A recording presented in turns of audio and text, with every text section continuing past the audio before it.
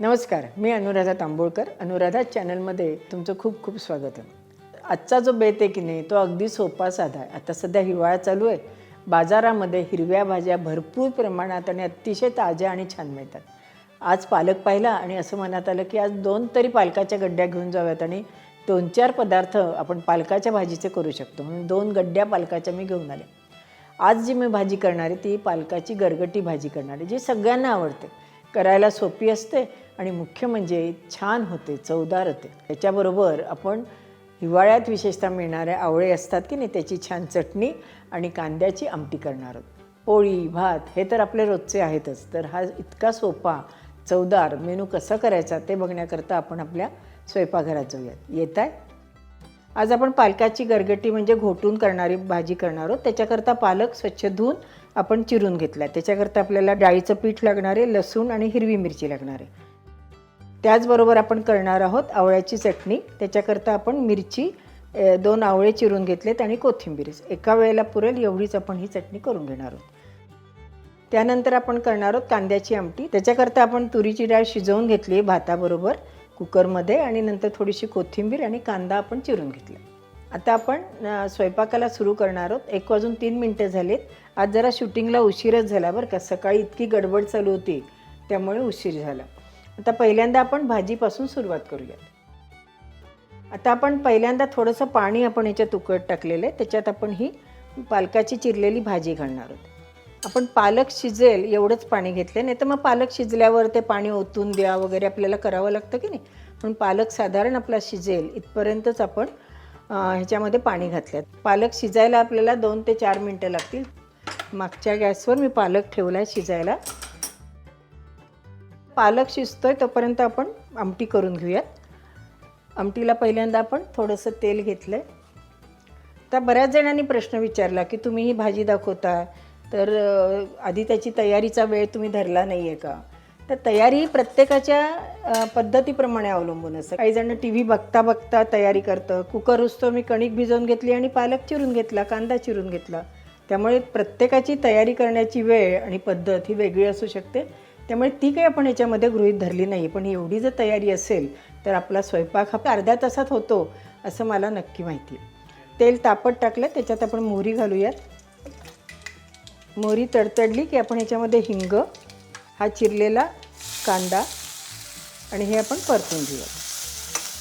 स्वयंपाक ही एकात एक करण्याची गोष्ट आहे. म्हणजे कुकरची शिट्टी होईस्तोवर आपण कणिक भिजवू शकतो किंवा आपण भाज्या चिरून ठेवू शकतो. त्याच्याकरता पहिल्यांदा प्लॅनिंग आपल्या स्वयंपाकाचं आपल्या मनामध्ये असलं पाहिजे आणि आपल्या कुटुंबाला कुठल्या पद्धतीचा स्वयंपाक आवडतो हे आपल्याला माहिती पाहिजे. आणि मुख्य म्हणजे स्वयंपाक करताना इतर कुठल्याही गोष्टींकडे लक्ष नको. नाही तर फोन आला म्हणून 5 मिनटं गेले तर मग आपल्या स्वयंपाकालाही वेळ लागणारच की नाही. याही गोष्टी आपण लक्षात घेतल्या पाहिजे. थोडीशी हळद घातली. आपण तिखट घालणार आहोत आणि थोडं आपण आमटीकरता पाणी घालणार आहोत आणि लागली झाकण ठेवणार आहोत. त्याच्यामुळे काय होणार आहे की आपलं तेल आणि पाणी आपलं काही उडणार नाही.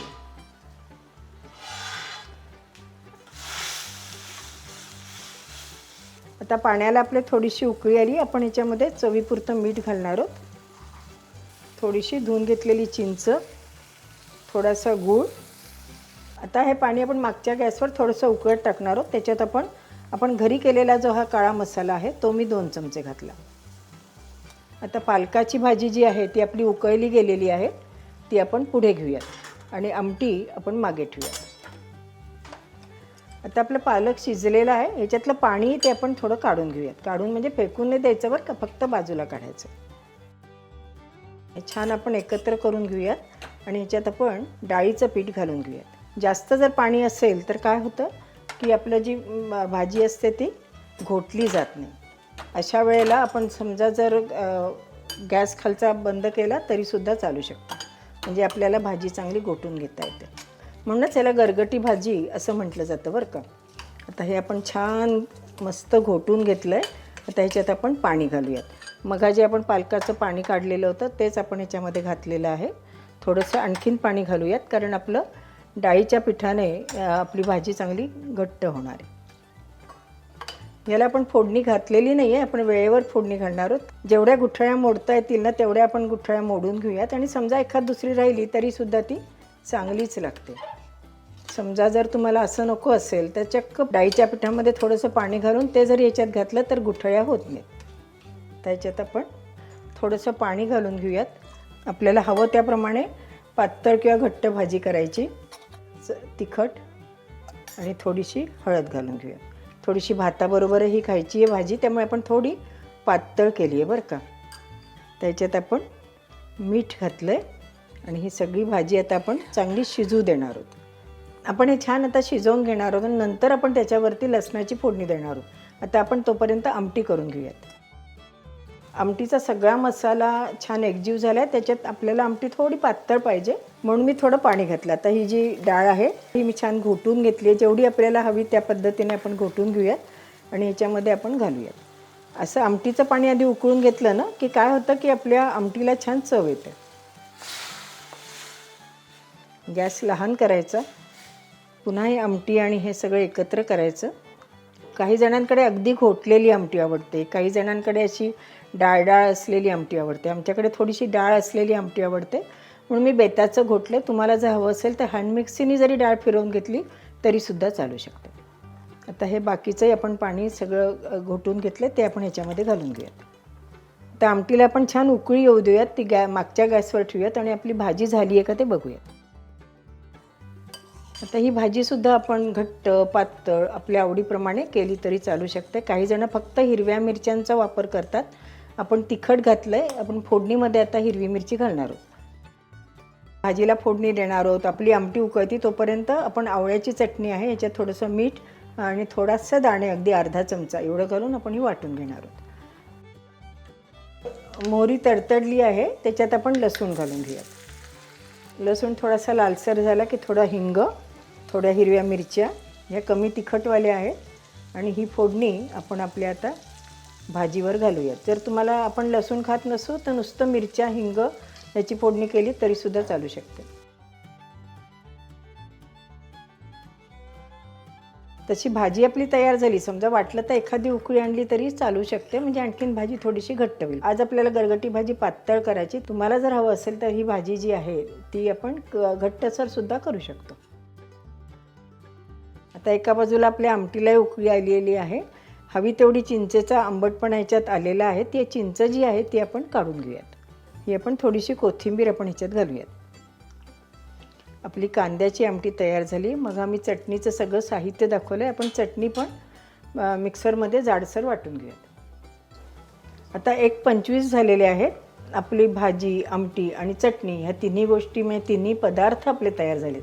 आता तो कुकर व्हायला किती वेळ लागला, कणिक भिजवायला किती वेळ लागला, पोळ्या व्हायला किती वेळ लागला, भाजीची आमटीची तयारी करायला किती वेळ लागला, ही प्रत्येकावर अवलंबून असते. ती तयारी आपण काय केली आहे ती आपण आधी दाखवलेली आहे. साधारण हे 3 पदार्थ व्हायला आपल्याला 20 ते 22 मिनटं लागले. त्यामुळे पदार्थ आपले 20-22 मिनटांमध्ये झालेत.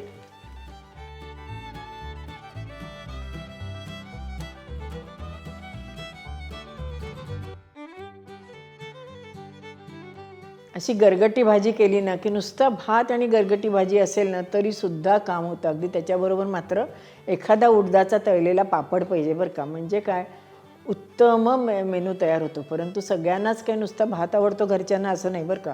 म्हणून पोळी आहे, पण पोळीबरोबर पातळ आमटी लागते म्हणून कांद्याची आमटी केली आहे. आणि सुनांना आवळ्याची चटणी आवडते म्हणून त्यांच्याकरता आवळ्याची चटणी. असा पूर्ण मेनू सगळ्यांच्या आवडीचा आज आपण केला आणि तो सगळ्यांना आवडेल याची मला खात्री आहे. तर जेवायला बसल्यावर कळेलच. तुम्ही असं छान छान मेनू करा आणि मला तुमचा अभिप्राय कळवायला विसरू नका. अशाच छान छान रेसिपी बघण्याकरता अनुराधा चॅनलला लाईक करा, शेअर करा आणि सबस्क्राईब करा. आणि हो, बेल आयकॉन दाबायला विसरू नका. आपली संस्कृती बाय अनुराधा हे चॅनलसुद्धा बघायला विसरू नका. धन्यवाद.